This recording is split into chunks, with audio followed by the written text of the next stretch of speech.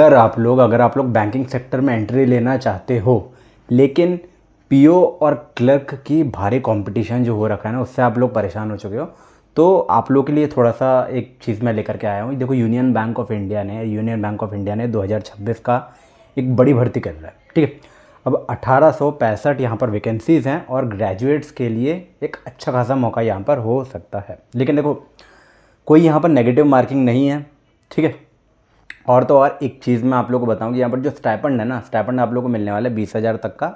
अब लेकिन यहाँ पर ना एक चीज़ आप लोगों को थोड़ा सा देखने वाली है, ये जो भर्ती है ना दोस्तों, इस भर्ती में कुछ हिडन कंडीशंस भी हैं जो बहुत सारे स्टूडेंट्स जो हैं उसको मिस कर देते हैं, ठीक है।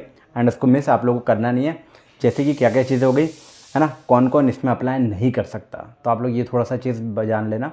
डिग्री ओल्डर देन 4 ईयर्स वाले जो हैं, यहाँ पर क्या है ये रूल, ठीक है। 1 साल जॉब एक्सपीरियंस वालों को क्यों यहाँ पर रिजेक्ट किया जाएगा, ठीक है, ये चीज़ भी जान लेना। उसके अलावा हो गया लोकल लैंग्वेज यहाँ पर कितनी इंपॉर्टेंट है, ये चीज़ मैं आप लोगों को बताने वाला हूँ। और क्या इस अप्रेंटिसशिप के बाद आप परमानेंट जॉब आप लोगों को मिलेगी कि नहीं, क्योंकि आप लोगों का बहुत सारे लोगों का सवाल होता है। तो आज की वीडियो में अपन लोग union bank of India apprenticeship के रिक्रूटमेंट 2026 के बारे में पूरी डिटेल्स अपन लोग समझने वाले हैं, ठीक है। वैकेंसी हो गई, एलिजिबिलिटी हो गई, एग्ज़ाम पैटर्न हो गया, सैलरी हो गया, सिलेक्शन हो गया, सिलेक्शन का प्रोसेस हो गया, उसके बाद आपका सिलेबस हो गया, स्ट्रैटेजी हो गया, सब कुछ, ठीक है। तो वीडियो आप लोग पूरा देखना, है ना, क्योंकि ये जो नोटिफिकेशन है ना, ये फ्रेशर्स के लिए एक बहुत ही ज़्यादा बड़ी अपॉर्चुनिटी हो सकती है, ठीक है। तो अगर आप लोग फ्रेशर हो तो आप लोग के बहुत काम आने वाले। एक मिनट मैं इसको थोड़ा सा एडजस्ट कर लेता हूँ, है ना। अगर आप चैनल पर तो सब्सक्राइब कर देना, क्योंकि रोज़ यहाँ पर एक काम की वीडियो आप लोग को मिलती रहेगी एंड ऐसे ही आप लोगों को बैंकिंग अपडेट सबसे पहले यहाँ पर मिलेगी, ठीक है। ऑलराइट, टाइम बिल्कुल नहीं हुआ तो शुरू करते हैं। अब देखो, सबसे पहले मैं आप लोगों को थोड़ा सा ओवरव्यू दे देता हूँ, है ना, एक क्विकली दूंगा और ये ज़्यादा टाइम आप लोग नहीं लेंगे। देखो यार, ऑर्गेनाइजेशन कौन सी है यहाँ पर, union bank of India. Union bank of India के बारे में सब लोग जानते हैं। पोस्ट यहाँ पर जो है अप्रेंटिस के लिए है ये, है ना। टोटल वैकेंसीज जो आई हैं 1865 है, मैंने आप लोगों को बताया। अब एप्लीकेशन का जो मोड है, एप्लीकेशन का मोड यहाँ पर आप लोग का ऑनलाइन रहने वाला है, ठीक है। एप्लीकेशन की डेट्स हो गई 29 अप्रैल से लेकर के 19 मई 2026 तक। ट्रेनिंग की ड्यूरेशन यहाँ पर 1 साल तक की है, ठीक है। क्वालिफिकेशन की बात करें तो यहाँ पर आप लोगों का ग्रेजुएशन होना चाहिए एंड मंथली स्टाइपेंड जो है आप लोग का 15,000 से लेकर के 20,000 तक रहने वाला है। ऑलराइट, अब यहाँ पर दोस्तों एक सबसे इम्पॉर्टेंट चीज़ आप लोगों को समझनी है, ठीक है।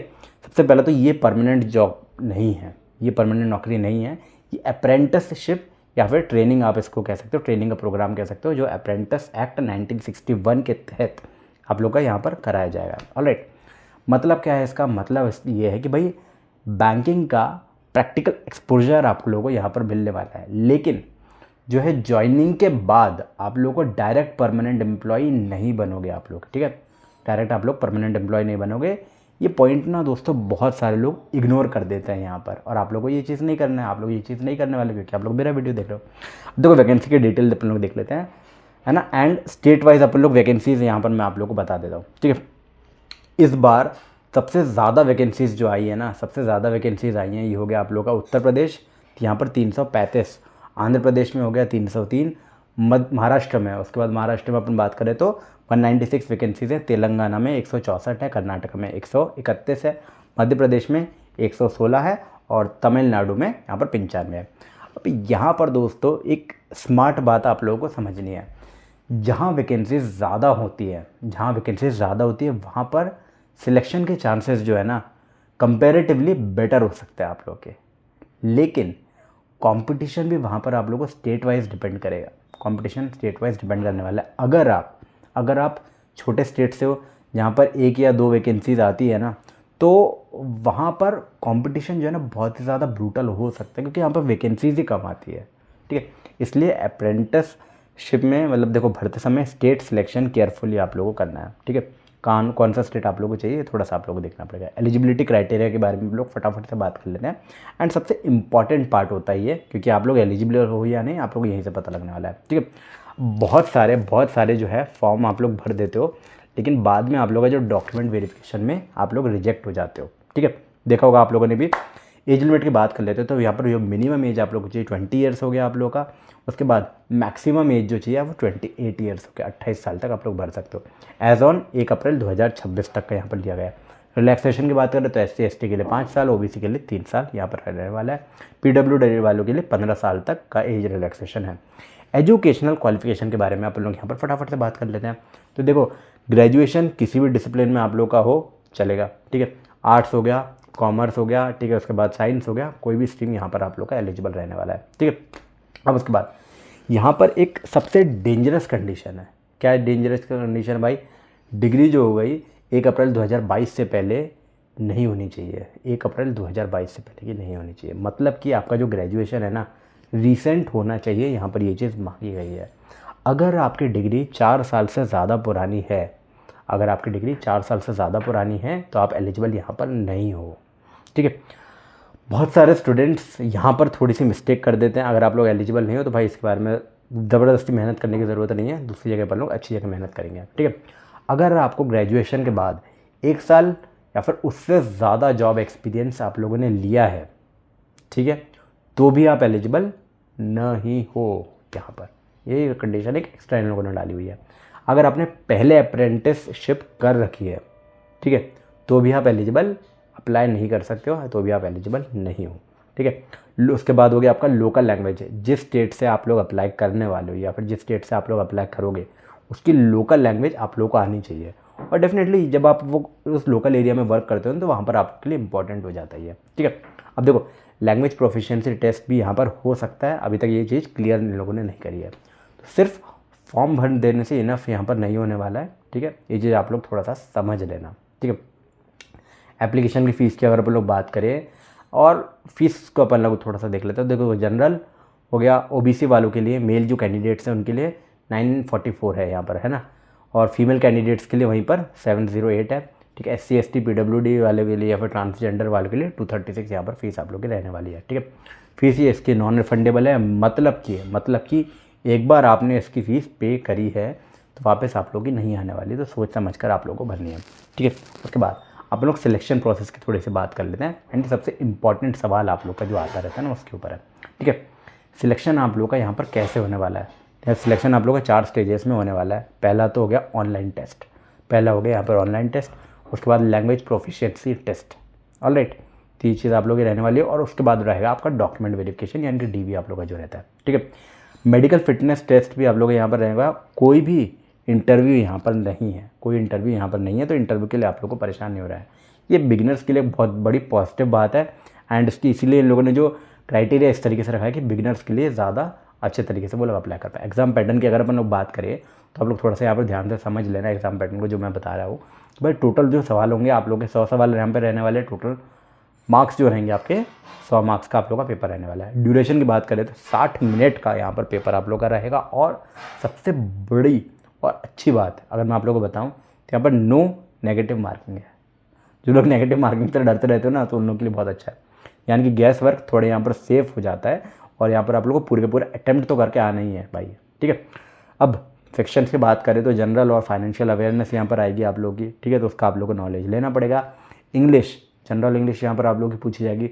उसके बाद हो गया आपका क्वांट हो गया और एप्टीट्यूड हो गया, रीजनिंग एप्टीट्यूड हो गया, ये वाली चीज़ आप लोग यहाँ पर रहने वाली है। उसके बाद हो गया आपका कंप्यूटर नॉलेज। तो ये सारी चीज़ें यहाँ पर पूछी जाएंगी।